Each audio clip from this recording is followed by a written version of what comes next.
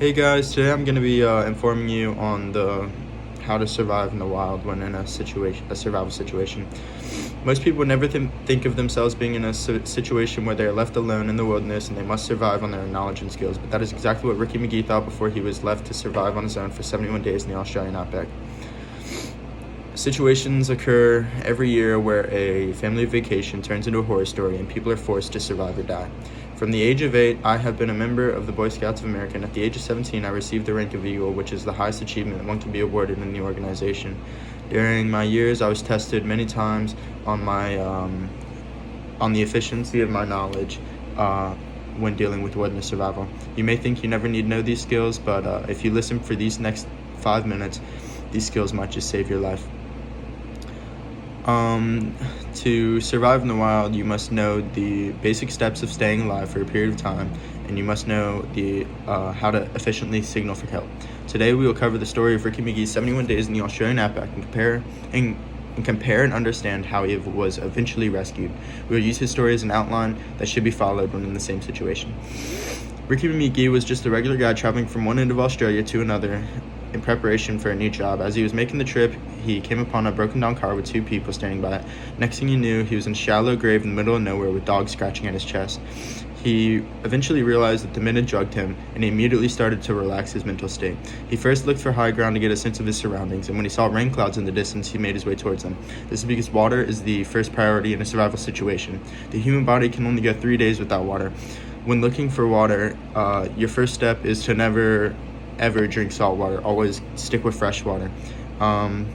Fresh water should be boiled before consumed, but if fire is not possible, then you can stick to depending on precipitation, which is always purified, and ground source water, which means the water is literally coming out from the dirt, because the dirt will purify the water and kill any organisms or bacteria that's in it. After water is found, shelter and food are the next most important things. Once McGee had a sufficient source of water, he set up his camp next to his drinking source. This is because you should always stick to where your water is, because it is most important. There are many different ways to make shelter in a survival situation, but it is necessary because nature's elements are very cruel on the human body. The most simple is to use nature's gifts like trees, rocks, and boulders. These will do a great job at shielding you from sun rays, blocking harsh wind, and if you're surviving for a more long-term situation, then you should attempt building a shelter like leaning sticks on a rock wall or around a tree and covering it with dirt. That'll keep out the rain and the wind. After McGee built his shelter, he next set his sights on food collection.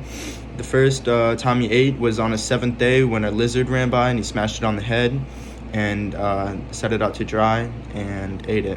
Throughout those 7 days, he ate everything from cockroaches to frogs to random leaves. So the human body can only go 3 weeks without food at a restful rate, but in a survival situation, it's way quicker than that. So you need calories soon. The first rule is to never eat any plants that you don't know of or are unfamiliar with. McGee broke this rule, but he was very lucky because one bite of the wrong plant could kill you. When looking for food, fruits are always good, but never eat the seeds of the fruit. Berries, stay away from berries that are one mass, but if they're a bunch of little masses like a raspberry or blackberry, then those are always safe. When finding good protein, it's very difficult. You're probably going to have to stick to insects. Insects are exoskeletons, so the 3 little body parts and the 6 legs. Stick to those, nothing with hair on it or anything, and nothing with a lot of legs. Those will hurt you too. McGee's story ends on his 71st day when 2 Australian farmhands found his frail body. But he did not attempt very hard in his efforts to make an SOS signal. There are many ways you can do this by writing it out in big letters and sticks and rocks, or even lighting huge fires to get very, very tall and black smoke pillars to go up out of the trees.